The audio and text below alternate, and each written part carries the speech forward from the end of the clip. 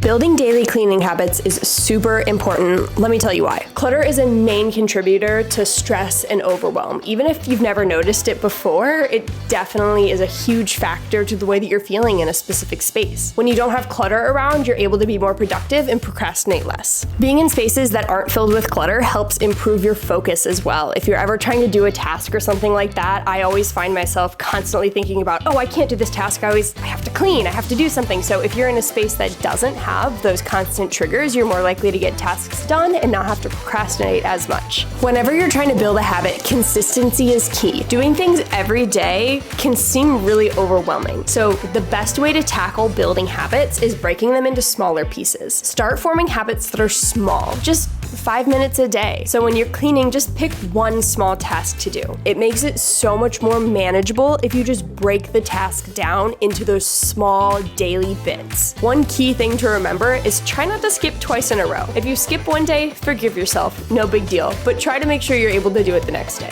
When you're building a habit, preparing to build the habit is super important. I've found that finding supplies that I really enjoy makes cleaning easier and more likely to happen. So for me, I really like products that have a really nice smell and are easy to use and safe for me and my pets. Having cloths on hand that are easy to use for multiple purposes, not always having to find the one product for the one task, is really helpful. So preparing to build the habit includes finding supplies that you like and having them easily accessible. When you're working on developing a habit, using a checklist or a calendar can be a really great tool. For me in my house, it's just me and my partner that live together. We have a calendar that we use, and it's posted on a weekly basis, and we know exactly which chores to tackle on which days. I definitely recommend this for people that live with somebody else, especially roommates, partners, anything like that. It makes it so much easier to know what's going on than having to guess or having to tell somebody what to do. Using checklists, make sure that you get everything done,